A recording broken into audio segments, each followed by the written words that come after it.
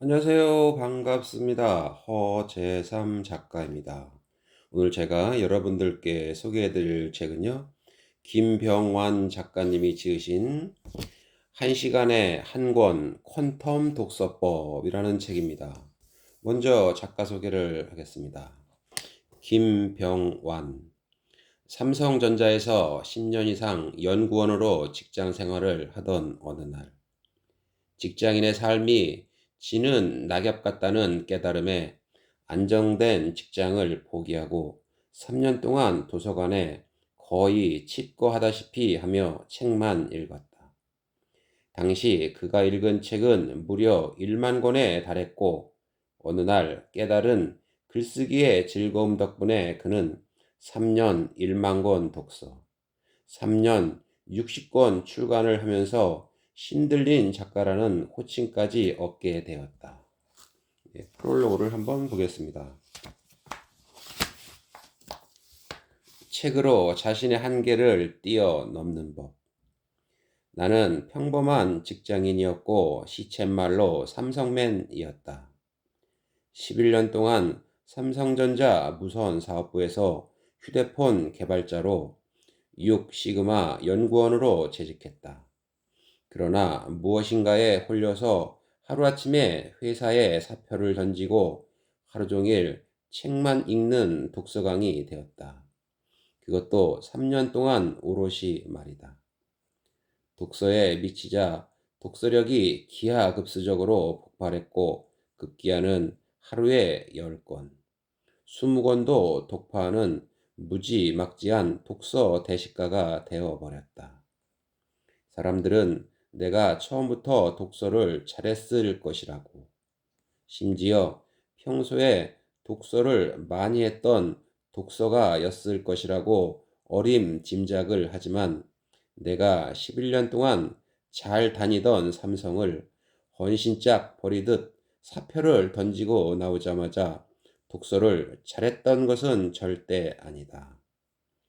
이미 이전에 여러 책에서도 확실히 밝힌 바 있지만, 나는 평소에 독서를 거의 하지 않았던 사람이다. 부끄럽지만 독서력도 형편없었다. 책 한 권 읽는데 1시간이 아니라 3주가 걸렸다.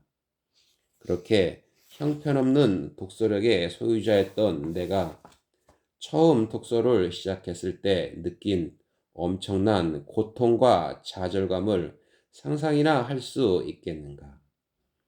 독서력이 빈약해서 무려 8개월 동안이나 책 읽기가 힘들었고, 어렵게 책을 다 읽어도 머릿속에 남는 것이 하나도 없을 정도였다. 힘들게 독서를 했지만 머릿속에 남는 것이 하나도 없다면 얼마나 허무한가. 내가 바로 그랬다. 독서력 빈곤으로 받은 고통과 시련은 이루 헤아릴 수 없었다. 그것도 나이 40이 넘은 아재가 말이다. 그러한 고통과 시련의 시간이 있었기에 기존 독서법에 지친 독자들과 독서력 부족으로 스트레스를 받는 이들의 심정과 고민을 이해할 수 있었다. 1년 정도 시행착오를 거쳐 독서 중급자가 되었고, 또다시 1년이 지난 후에 비로소 독서 상급자의 수준까지 올라갔다. 이 나이의 아저씨가 하루 종일 딱딱한 도서관 의자와 책상에서 책만 본다는 것은 정말 쉬운 일이 아니다. 그러나 3년이면 서당께도 풍어를 읊는다고 했다. 정말 그 말이 사실이었다.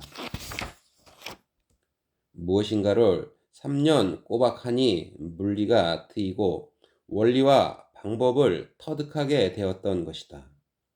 대한민국에서 40이 넘은 중년의 남자가 밥 먹고 독서만 3년간 한 경우는 정말 찾아보기 힘들 일일 것이다. 누군가는 화려한 경력을 자랑하고 성공과 부와 명예를 자랑한다. 그러나 나는 도서관에서 꼬박 책만 읽은 것 외에는 자랑할 것이 하나도 없는 사람이다.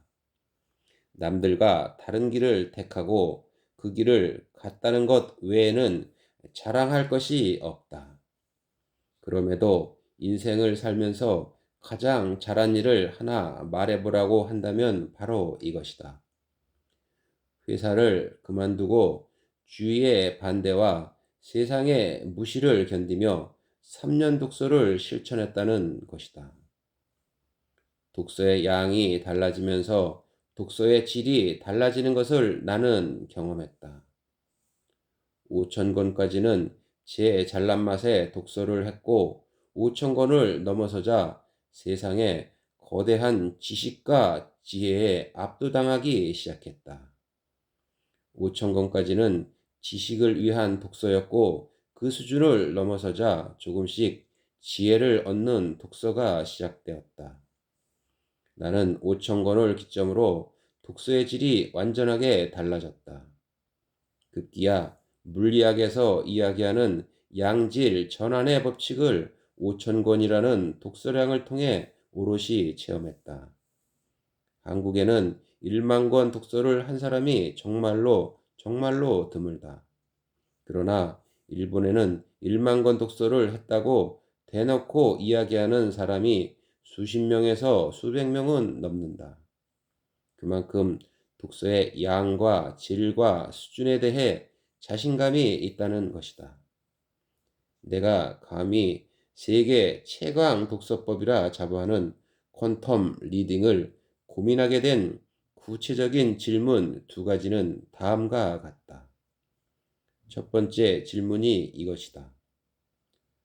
어떻게 하면 평범한 사람을 단번에 독서 천재로 도약시킬 수 있을까? 두 번째 질문은 이것이다.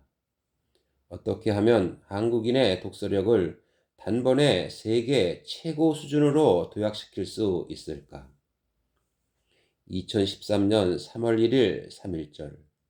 나는 아무것도 가진 게 없었지만 용감하게, 아니 무모하게도 세계 최강의 독서법 세미나를 꿈꾸며 독서혁명 프로젝트를 시작했다.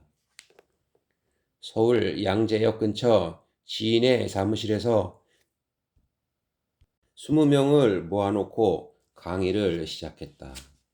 물론 처음에는 독서 효과에 대해 반신반의했다. 그러나 결과는 놀라웠다. 3주 후에 독서 천재로 도약하는 사람이 1명, 2명 나오기 시작했다. 어떤 사람은 양 페이지가 한 번에 보이고 한꺼번에 읽을 수 있게 되었다고 메일을 써서 보내왔다. 큰 용기를 얻었다. 때마침 강의가 입소문이 났다. 전국에서 사람들이 몰려들었다. 그래서 이번에는 좀 더 큰 강의실이 필요했다. 숭실대학교에서 전국에서 몰려든 50여 명의 수강생을 받았다. 멀리 부산, 여수, 대구, 남해에서 온 사람들도 있었다. 3주가 지나자 독서 천재로 도약하는 이들이 속속 배출되었다. 그 중에는 독서력이 62배 점프한 사람도 나왔고 원페이지 리딩이 가능하게 된 이들도 나왔다. 나는 또 한 번 자신감을 얻을 수 있었다. 그러나 100명 중 2명에서 5명 정도의 비율로 독서력에 변화가 없는 이들이 생겼다. 똑같은 강사의 똑같은 강의였지만 사람마다 편차가 발생한다는 사실을 새삼 깨닫게 되었다. 정말 해도 안 되는 사람이 존재한다는 것을. 많은 수강생을 상대로 1년 이상 수업한 후에야 비로소 깨닫게 되었다. 그러나 나는 한 가지 사실만큼은 확실히 알고 있다. 독서혁명 프로젝트를 수강한다고 해서 모든 수강생이 독서 천재가 되는 것은 아니다. 하지만 독서혁명 프로젝트를 수강하지 않았다면 단 3주 만에 독서력이 5배, 10배, 30배 혹은 60배 점프하는 사람은 절대 탄생하지 않았을 것이다. 어떤 수강생은 자신이 단 3분도 뭔가에 집중할 수 없다고 고백했다. 그래서 학교도 중퇴해야 했고 지금은 우울증까지 겹쳐 아무것도 할 수 없다고 했다. 수강생을 변화시키려고 많은 노력을 기울여 봤지만 이런 경우 변화와 성장은 독서법이 아닌 전문의의 치료에 달려 있다는 것을 깨닫게 되었다. 그러나 이런 특수한 경우가 아니라면 대부분 사람들은 비록 사람마다 편차는 있더라도 변화와 성장을 경험했다. 이것은 나이의 문제가 아니라는 것도 알게 되었다. 50대는 기본이고 60대도 독서혁명 프로젝트에 참여해 독서법의 변화와 성장을 경험하는 것을 자주 목격하기 때문이다. 그래서 마음을 비웠다. 100% 성공시킬 수는 없다. 80% 이상 성공시키면 된다고 생각하고 지금까지 4년 동안 독서혁명 프로젝트를 진행해오고 있다. 그리고 천여 명의 사람이 이 프로젝트를 수강했다. 사실 우리는 그동안 일본과 미국에서 만들어진 독서법을 접해왔다. 그러나 이 독서법들이 우리 한국인에게 맞춤복처럼 잘 맞는 건 아니라는 것을 알게 되었다. 그래서 나는 꾸준히 한국인을 위한 독서법을 발굴하고 개발해 왔다. 독서법 관련 첫 책은 48분 기적의 독서법이었고 그 다음 책이 국립중앙도서관에서 가장 많이 읽힌 책 베스트에 꼽힌 김병환의 초의식 독서법이다. 많은 분들이 아직도 사랑해 주신다. 이 책은 우리 선조들의 독서법이 고스란히 담겨 있어 독서가라면 꼭 읽어야 할 책이다. 그 다음으로 반드시 읽어야 할 독서법 책이라면 바로 이 책. 1시간에 한 권 퀀텀 독서법이다. 현대 한국인을 위해 현대 한국인이 만든 독서법이기 때문이다.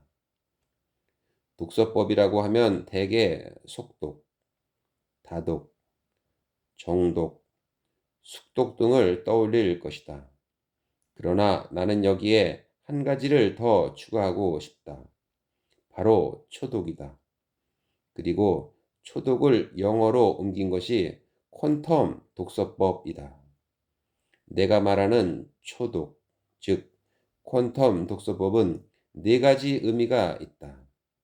첫째, 자신의 능력을 뛰어넘어 독서한다는 의미다. 둘째, 자신의 기존 독서 속도와 깊이를 뛰어넘어 자유자재로 한 차원 높은 독서를 하게 해준다는 뜻이다. 셋째, 의식과 이성을 뛰어넘어 무의식 독서를 한다는 뜻이다. 넷째, 평면적, 직렬적, 순차적 독서를 뛰어넘어 입체적, 동시적, 병렬적 독서를 한다는 뜻이다. 초독을 가능하게 해주는 게 바로 퀀텀 리딩 스킬이다. 그래서 초독은 퀀텀 리딩의 다른 이름이면서 동시에 이 두 가지는 같은 것이다. 지금까지 시중에 나온 독서법 책들을 보면 대개 독서에 대한 이론과 개론을 다루고 있다. 그래서 구체적이고 실제적이며 디테일한 독서 스킬을 담고 있는 책은 보기 힘들다. 그럼 목차를 한번 보겠습니다. 1장, 당신이 독서를 미친 듯이 해야 하는 단 한 가지 이유. 2장, 독서 천재들은 눈으로 읽지 않는다. 3장, 책, 제대로 읽는 법은 따로 있다. 4장, 독서가 재미없고 힘든가. 5장, 이것은 지금까지의 독서법과 다르다. 6장, 인생을 바꾸는 퀀텀 리딩 스킬 15단계. 7장 퀀텀 리딩 마스터 시스템 QRMS. 네, 그럼 본문으로 한번 들어가 보겠습니다. 책을 많이 읽을수록 독서력은 기하급수적으로 향상된다. 독서광이라 불리는 사람들은 한눈으로 여러 대목을 살피며 읽어낸다. 그리고 요점만 골라낸다. 그러므로 자기에게 필요한 대목을 스스로 활용할 수 있다. 에드거 앨런 포. 1장. 당신이 독서를 미친 듯이 해야 하는 단 한 가지 이유. 인생을 바꾸는 가장 강력한 마법 독서. 당신은 지금 당장 독서를 시작해야 한다. 그것도 매일 독서를 해야 한다. 밥은 굶어도 독서를 굶어서는 안 된다. 당신이 반드시 책을 읽어야 하는 이유가 있다. 독서를 하지 않으면 평생 희망 없이 일만 하는 일벌로 살아가야 하기 때문이 아니다. 물론 많은 사람이 독서를 통해 지금까지의 지긋지긋한 인생, 어제와 별반 다를 바 없는 신물나는 비참한 삶에서 벗어나 눈부신 인생을 살게 되었다는 것은 숨길 수 없는 사실이다. 현대 경영학의 창시자인 피터 드러커가 독서를 미친 듯이 하지 않았다면 그는 평범한 은행원으로 평생 살았을지 모른다. 세계적인 미래학자 엘빈 토플러가 독서를 미친 듯이 하지 않았다면 평생을 부두의 노동자로 살았을지 모른다. 현대그룹의 회장 정주영이 미친 듯이 독서를 하지 않았다면 그는 평생을 노동자로 살았을지 모른다. 데일 카네기가 미친 듯이 독서를 하지 않았다면 그는 평생 구두를 닦으며 살았을지 모른다. 앤서니 라빈스가 미친 듯이 독서를 하지 않았다면 그는 지금도 빌딩 청소부로 살았을지 모른다. 나폴레옹이 미친 듯이 독서를 하지 않았다면 그는 평생 왕따로 살았을지 모른다.